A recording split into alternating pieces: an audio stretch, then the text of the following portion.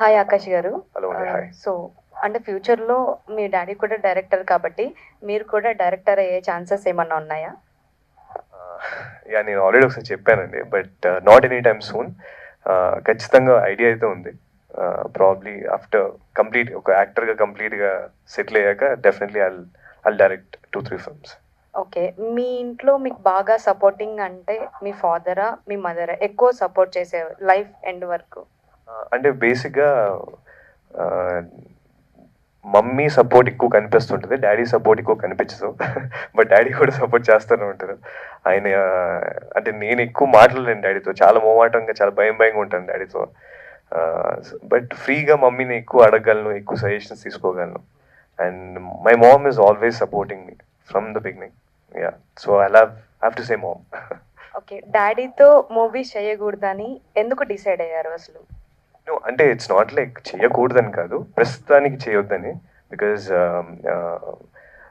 ఇప్పుడు I really want like prove my self as an actor first.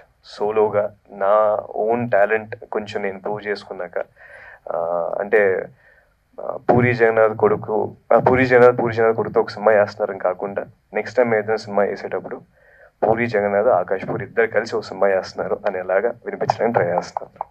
Okay. So అంటే మీ daddy ఎక్కువ quotations చెప్తుంటారు కదా, సో మీరు బాగా ఫాలో అయ్యే కొటేషన్ ఏంటి? మీ రియల్ లైఫ్ లో కూడా అది పాటిస్తారా అసలు?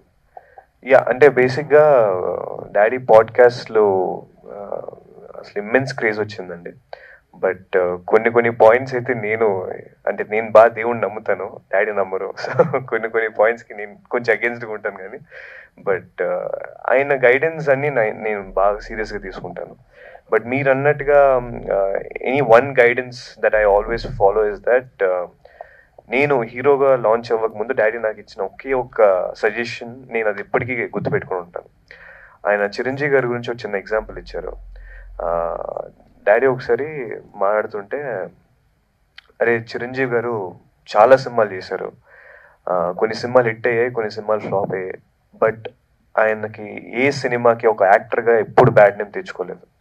సో రేపు నీ సినిమా హిట్ అయినా ఫ్లాప్ అయినా ఒక యాక్టర్కి ఎప్పుడు బ్యాడ్ నేమ్ తెచ్చుకోవద్దని చెప్పి అన్నారు. సో అది నేను జీవితాంతం గుర్తుపెట్టుకునేదండి. So that is a very big motivation quote for me. So రేపు నా సినిమా హిట్ అయినా ఫ్లాప్ అయినా ఒక యాక్టర్గా ఇప్పుడు నేను బ్యాడ్ నేమ్ తెచ్చుకోకూడదని నేను ఇప్పుడు ట్రై చేస్తుంటాను. ఏమన్నా రిలేషన్ లో ఉన్నారా? లేదండి, I'm not in any relationship.